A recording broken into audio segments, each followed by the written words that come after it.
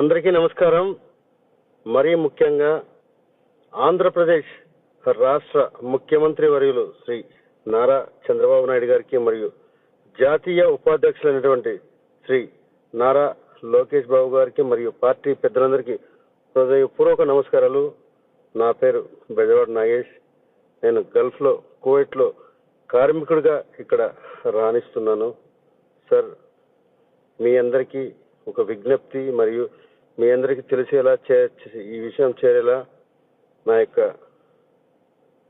సందేశాన్ని మరియు నా యొక్క ఇక్కడ ఉన్నటువంటి పరిస్థితులను మీకు వివరిస్తున్నాను. ముఖ్యంగా ఏపీఎన్ఆర్టీఎస్ అంటే చాలా మందికి తెలుసు. గల్ఫ్లో ఉండేవారికి, మిగతా ఇండియాలో ఉండే వారికి కూడా, తెలియని వారికి కూడా ఈ విషయం తెలియాలి. ఏపీఎన్ఆర్టీఎస్ అంటే 2016వ సంవత్సరంలో ఆంధ్రప్రదేశ్ నాన్ రెసిడెన్షియల్ సొసైటీ అనేటువంటి ఒక ప్రైవేట్ ఆర్గనైజేషన్ ని ప్రవాస కార్మికులు, ముఖ్యంగా ప్రవాస ఆంధ్రులు ఏ దేశంలో ఉన్నా కూడా, అమెరికాలో కానీ, ముఖ్యంగా గల్ఫ్లో కానీ ఎక్కడ ఉన్నా సరే, వారి సంక్షేమాన్ని, వారి అభివృద్ధిని ఉద్దేశించి 2016లో ఈ యొక్క ఏపీఎన్ఆర్టీఎస్ ని ప్రారంభించడం జరిగింది. ఇందులో అనేక మంది సంపన్నులైన ఎన్ఆర్ఐస్ భాగస్వామ్యంగా ఈ యొక్క ఏపీఎన్ఆర్టీఎస్ ని స్థాపించారు.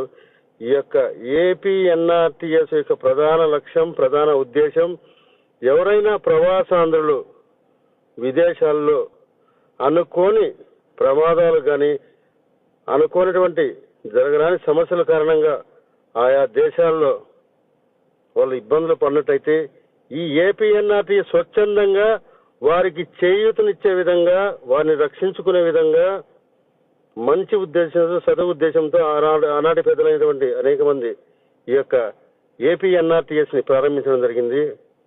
ఈ ఏపీఎన్ఆర్టీఎస్ అనేది ఏ ప్రభుత్వం ఉన్నా, మన ఆంధ్రప్రదేశ్లో అధికారంలో ఏ ప్రభుత్వం ఉన్నా సవ్యంగా, సక్రమంగా ప్రవాస ఆంధ్రులకు అనేక అంశాలపైన వాళ్ళ సంక్షేమాన్ని ఉద్దేశించి అనేక సేవా కార్యక్రమాలు చేశారు.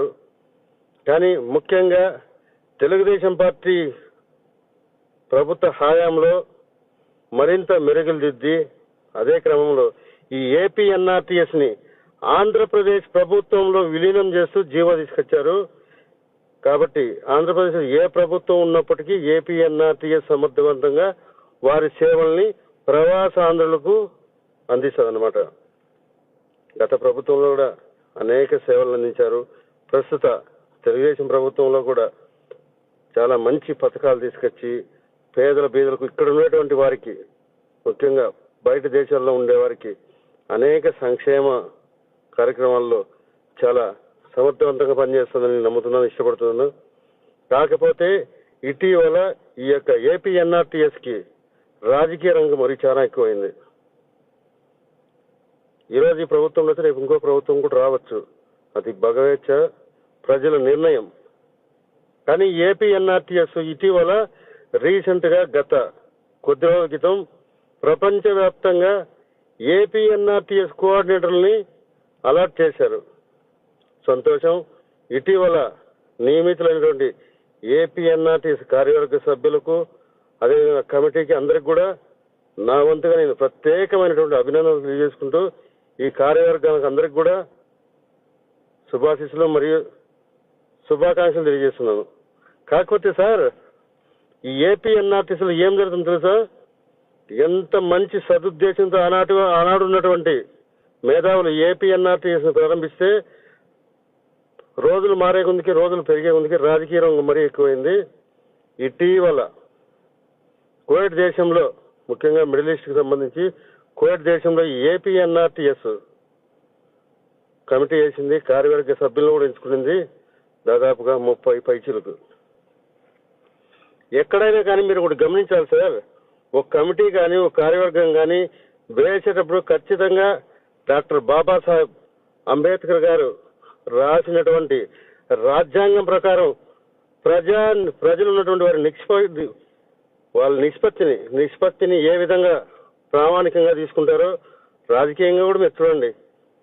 ఓసీలకు ఇంతమంది, ఎస్సీకి ఇంతమంది, ఎస్టీలకు, ఇట్లా కేటగిరీ వైజ్ తీసుకొని అందరికీ సమన్యాయం చేస్తారు.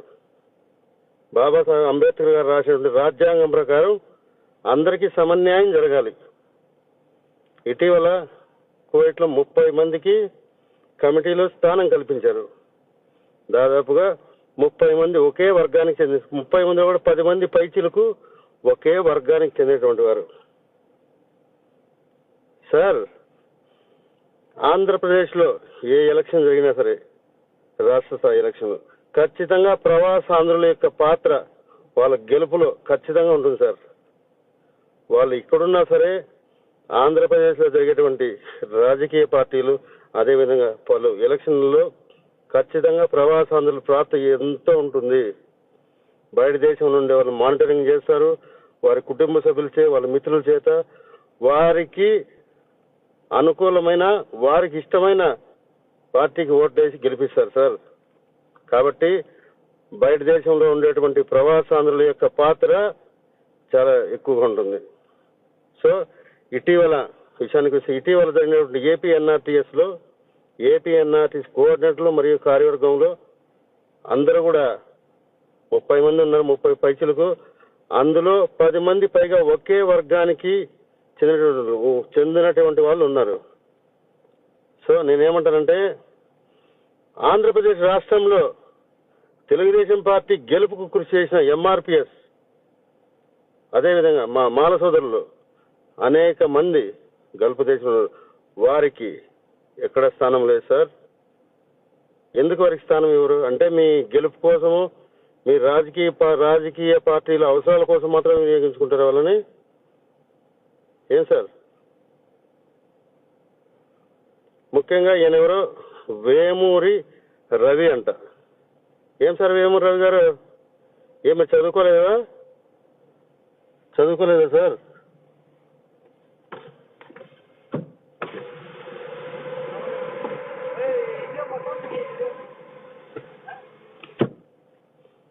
సార్ వేమూరి రాధాకృష్ణ గారు, సార్ మీరు ఎక్కడో ఉండి కోటి రాజకీయాలతో మీకేంటి సార్ పని? సరే, మీకు పనే ఉంది, మంచి పనే ఉంది. మీరు ఏపీ ఎన్ఆర్టీఎస్ కమిటీలో పెద్దలు. ఏంటి సార్ ఇక్కడ రాజకీయం పైన కానీ, ఇక్కడ చదువుకున్న వాళ్ళు ఎవరు, చదువుకోని వాళ్ళు ఎవరు, అర్హులు ఎవరు కరెక్ట్గా ఏపీ ఎన్ఆర్టీఎస్ కోఆర్డినేటర్ పెట్టుకుంటే సేవలు అందిస్తారు అనేటువంటి జ్ఞానం మీకు లేదా సార్? మీరు ఎక్కడో అమెరికాలో ఉంటారు, ఇంకో ఆయన రాధాకృష్ణ అంట. మీ పెత్తనం ఏంటి సార్ మా పైన? మీరు మంచి వ్యక్తులు అవ్వచ్చు వన్ సైడ్, కానీ కోవిడ్లో జరిగేటువంటి అంశాలు మీరు నిశ్చితంగా ఎందుకు పరిశీలించరు? అంటే కోవిడ్లో ఎవరో ఒకరు ఒక చోటమోట నాయకుడు ఒక స్క్రిప్ట్ ఇచ్చేస్తే వాళ్ళే మీరు ప్రజెంట్ చేస్తారా రిప్రజెంటేటివ్గా? మీరు ఎక్కడ కోవిడ్లో మీ అమెరికాలో కూర్చొని వాస్తవంగా ఎవరు పనిచేస్తున్నారు, నిస్వార్థంగా ఎవరు పనిచేస్తున్నారు, ఎవరు చేయట్లేదు, ఎవరిని తీసుకుంటే మనకు మైలేజ్ వస్తుంది అనేటువంటి కనీస జ్ఞానం కూడా మీకు ఉండదా సార్? ఇప్పుడు 30 మందికి కమిటీలో స్థానం కల్పించారు. ఎస్సీ ఎస్టీలు, కనీసం ఎస్టీ సోదరులు ఒక్కరు మీకు కనపడలేదా? ఒక ఎస్టీ సోదరులకు మీరు ఎందుకు ఇవ్వరు కమిటీలో స్థానం ఎందుకు ఇవ్వరు? అంటే ఎస్సీ ఎస్టీలు అంటే మీకు అంత చులకనా? ఇప్పుడు మీరు కమిటీలు ఇచ్చేటువంటి వారు 30 మందిలో ఎంతమంది అర్హులు ఉన్నారు సార్? ఎంతమంది కోవిడ్లో ఉన్నారు? ఇండియాలో ఉన్న వాళ్ళకి, ముంబైలో ఉండే వాళ్ళకు, కోవిడ్లో జాబ్ ఖాళీ చేసుకుని రిజైన్ చేసుకుని ఇంటికి వెళ్ళిపోయిన వాళ్ళకు స్థానం కల్పిస్తారు. కానీ నిస్వార్థంగా సేవ చేసే సేవకులు మీరు గుర్తించరా? ఎన్ని సేవా సంస్థలు కువైట్లో కరోనా టైంలో కానీ, విపత్కర పరిస్థితుల్లో కానీ ఎన్నో సేవలు అందించారు సార్. వాళ్ళు ఎందుకు మీరు మర్చిపోయారా? ఏంటి సార్, ఎవరో కువైట్లో ఒకరు కూర్చొని ఒక స్క్రిప్ట్ రాసిస్తే మీరు ప్రజెంట్ చేస్తారా? అసలు ఏపీ ఎన్ఆర్టీఎస్లో పని చేయాలంటే ఏం అర్హత కావాలి మీరు చెప్పండి సార్. ఏ బేసిక్నా, ఏ క్వాలిఫికేషన్ బేసిక్ చేసుకొని మీరు లిస్ట్ రిలీజ్ చేశారు? అసలు ఉండాల్సిన అర్హత ఏంటి? కోఆర్డినేటర్ అసలు ఇలాంటి అర్హత కలిగి ఉండాలి సార్. కోఆర్డినేటర్లకు నిస్వార్థంగా సేవ చేసే గుణం ఉండాలి. ఎక్కడైనా ఒక మహిళ కానీ, ఒక పురుషుడు కానీ, ప్రవాసాంధ్రుడు విదేశాల్లో ఇబ్బంది పడుతుంటే ఇండియన్ ఎంబసీకి ఆ సమాచారాన్ని తీసుకెళ్లి వారికి సేవ చేసే విధంగా ఉండాలా. ఇప్పుడు ఉండేటువంటి 30 మంది ఏం సేవ చేశారు గతంలో? వాళ్ళు చేసే సేవలు బయట పెట్టండి సార్. కోవిడ్లో పూర్తిగా లేని వాళ్ళని ఈ కమిటీలో పేర్లు ఇచ్చారు. రైట్. 30 మందిలో కూడా ఏ రోజైనా సరే వాళ్ళు తీసి వాళ్ళ లిస్ట్ బయట తీయండి. ఏ విధంగా ఏ పబ్లిక్ సర్వీస్ చేశారు ఏం సార్? రావి రాధాకృష్ణ గారు, ఇంకో ఆయన కువైట్లో ఉండిపోయినాడు, మా మిత్రులు, మాకు అత్యంత ఆప్తులైనటువంటి అక్కిరి నాగేంద్రబాబు గారు. ఆయన కువైట్లో పనిచేశాడు. గల్ఫ్ కార్మికుల యొక్క ప్రతి కష్టం ఆయనకు తెలుసు. అక్కడ ఎలాంటి మంచి కార్యక్రమాలు చేస్తే ప్రభుత్వానికి మంచి మైలేజ్ వస్తుంది, ఏపీ ఎన్ఆర్టీస్కు ఉన్న గుర్తింపు రెట్టింపులు అవుతుంది అనేటువంటి సెన్స్ ఉండాలి కదా సార్. నువ్వు ప్రకటించావు, నువ్వు ఇచ్చావు, లిస్ట్ ఇచ్చావు. ఆ లిస్టులో ఎంతమంది అర్హులు అంటే ఏదో మీ ఇంట్లో మీకు అనుకూలంగా పనిచేసి మీకు అనుకూలంగా ఉంటే ఇచ్చేస్తారు ఎవరైనా సరే. ప్రభుత్వానికి చెడ్డ పేరు రమ్మంటే ఎందుకు రాదు? రేపన్న రోజు తెలుగుదేశం పార్టీ ఓడిపోతున్న గ్యారంటీ మీరు ఇచ్చారు. మీలాంటి వారి వల్లనే, కేవలం మీలాంటి వారి అనాలోచిత కారణంగానే తెలుగుదేశం పార్టీకి మచ్చ తీసుకొస్తున్నారు సార్. మీరు నిజమైన కార్యకర్తలు, నిజమైన లీడర్స్ అయితే ప్రతి ఒక్కరికి సమానమైన హక్కు కల్పిస్తారు. ఎస్సీ ఎస్టీలకు స్థానం ఎక్కడ సార్? నీ 30 మందిలో అంటే వాళ్ళు అర్హులు కాదా? క్వాలిఫికేషన్ లేదా? లేదా వాళ్ళ పార్టీ కార్యకర్తలు కాదా? పార్టీ కార్యకర్తలు కాదని చెప్పండి సార్. ఏదైనా సరే డాక్టర్ బాబాసాహెబ్ అంబేద్కర్ గారు రాసినటువంటి మహానుభావుడు రాసినటువంటి రాజ్యాంగం ప్రకారము కులాల నిష్పత్తి ప్రకారం ఒక కమిటీలో స్థానం కల్పించాలా. మీరు 11 మంది ఒకే వర్గానికి చెందినటువంటి వారు ఎలా ఇస్తారు? మీరు చూడండి, లిస్ట్ తీయండి బయట, లిస్ట్ బయట తీయండి సార్. ఎస్సీ కనపడలేదా? ఎస్సీలో 2-3 ఉపకులాలు ఉన్నాయి, వాళ్ళు ఎవరు కనపడలేదా? మా మాల సోదరులు కానీ, మా మాదిక సోదరులు కానీ, అదేవిధంగా ఎస్టీ కులస్తులు, ఎస్టీ సామాజిక వర్గానికి చెందినటువంటి వాళ్ళు కనపడలేదా మీకు? చెప్పండి సార్. ఏదైనా సరే 10 నచ్చే విధంగా ఉండాలి, ఆమోదయోగంగా ఉండాలి మీరు చేసేటువంటి పనులు. నిష్పక్షంగా జనాభా పర్సంటేజ్ ప్రకారం, ముఖ్యంగా కులాల వారీగా వాళ్ళ పర్సంటేజ్ ప్రకారం ఎస్సీ ఎస్టీ బీసీ మైనార్టీ అందరికీ సమన్యాయం జరగాల. అప్పుడు మీరు నాయకులు అవుతారు. మీ ఇష్టంగా మీ ఇష్టానుసారం మీరు వేసుకోవడం కాదు సార్. ఎన్నో సంవత్సరాలుగా కోవిడ్ దేశంలో పార్టీకి సేవలు అందిస్తున్నారు మన తెలుగింటి అన్నలు కానీ అక్క చెల్లెలు కానీ. ఎక్కడ సార్ మహిళల్లో? ఎప్పుడు తెలుగుదేశం పార్టీ మహిళలకు పెద్దపీట వేస్తుంది అంటారు కదా, ఎక్కడ సార్ మహిళ? ఎక్కడ మహిళలు చెప్పండి. మహిళలు ఎందులో తక్కువ? మహిళలకు మీరు ఎందుకు స్థానం కల్పించలేదు? ఈ కమిటీలో ఎందుకు మీరు స్థానం కల్పించలేదు సార్? అయ్యా వేమూరు రవి గారు, మీరు సమాధానం చెప్పాలా. కేవలం మీలాంటి వారు భ్రష్టు పట్టిస్తారు వ్యవస్థని. చూడండి కోవిడ్లో ఏముంది, ఏం జరుగుతుందని. వర్గాలు కాదు సార్ ముఖ్యం, కేవలం మీలాంటి వాళ్ళంటే వర్గాలు కాదు కదా, కూటమి కుంపట అవుతుంది సార్. చంద్రబాబు నాయుడు గారు దయచేసి ఇలాంటి వారిపైన ప్రత్యేకమైనటువంటి నిఘా పెట్టండి. మీరు ఏం జరుగుతుందని. ఒకప్పుడు కువైట్ అంటే సేవకు మారిపోయారు. తెలుగుదేశం పార్టీ కంచుకోటలా ఉంది. ఇండియాలో ఒక ఎలక్షన్ జరుగుతుందంటే వీరి ప్రాణం పెట్టి పనిచేసేవాళ్ళు సోషల్ మీడియాలో కానీ, సో ఇక వాళ్ళ కుటుంబాలను కానీ చైతన్యవంతులు చేసి పార్టీకి ఓట్లు ఇప్పించేవాళ్ళు సార్. ఇప్పుడు ప్రస్తుతానికి ఇలాంటి వాళ్ళ వల్ల, ఇలాంటి వారి మతి భ్రమించిన వారి కారణంగా పార్టీకి చెడ్డ పేరు కూడా మూటలు తీసుకొచ్చి వాళ్ళ ఇంటికాడ పెడతాను సార్. కాబట్టి దయచేసి ఈ విషయం పైన పార్టీ పెద్దలు మరొకసారి ఈ ఏపీ ఎన్ఆర్టీ పైన మీరు నిఘా పెట్టి ఏం జరుగుతుంది. ఒకప్పుడు మైలేజ్ చాలా బాగా తెచ్చింది.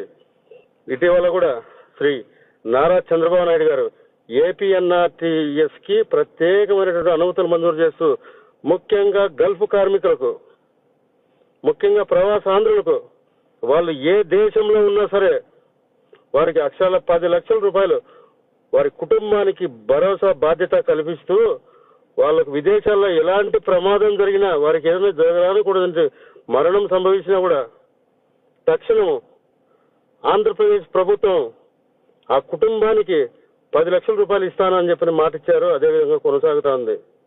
ఇలాంటి ఎన్నో మంచి కార్యక్రమాలను చంద్రబాబు నాయుడు గారు ప్రవాసాంధ్రులకు కల్పిస్తా ఉంటే మీరు ఇక్కడ సవ్యంగా సాగేటువంటి కమిటీని మీ రాజకీయ స్వలాభాల కోసం, మీ యొక్క అసమర్థమైనటువంటి తెలివితేటలకు నిదర్శనం సార్ ఇది. కాబట్టి దయచేసి చెప్తాను మరొకసారి, ఈ యొక్క ఏదైతే ఏపీ ఎన్ఆర్టీ కమిటీ వేశారో ఈ కమిటీలో ఖచ్చితంగా మా దళిత బిడ్డలకు, అదేవిధంగా ఎస్సీ ఎస్టీ సోదరులకు సోదరీమణులకు, అదేవిధంగా మైనార్టీ వారికి సముచిత స్థానం కల్పించి వారు నిజమైన ఖచ్చితంగా ఈ పదవికి అతను అర్హుడు, ఇతను సమర్థవంతంగా చేయగలుగుతాడు, పార్టీకి మనకు పెద్ద మైలేజ్ వస్తుంది అనేటువంటి వాళ్ళకే మీరు ఈ యొక్క కోఆర్డినేటర్లుగా ఇవ్వాలా. ఎవరో కోఆర్డినేటర్ నుంచి ఒక అయ్యా రాసి పంపించాలని మీరు వేయడం కాదు సార్. స్థానికంగా ఏం జరుగుతుంది, స్థానికంగా ఎలాంటి పరిస్థితులు ఉన్నాయి, ఎవరు ఇలాంటి మంచి పనులు చేస్తే పార్టీకి మైలేజ్ వస్తుంది అనేటువంటి అంశాన్ని మరొకసారి మళ్ళీ రీకాల్ చేసుకోండి. తప్పకుండా మీరు ఈ కమిటీలో అర్హులైనటువంటి వారు, ఎలిజిబుల్ ఉన్నటువంటి వాళ్ళకు మీరు అవకాశం కల్పించండి. లేదంటే ఈ విషయాన్ని స్వయాన మేమే ముఖ్యమంత్రి పేసీ వరకు తీసుకెళ్లాల్సి వస్తుంది.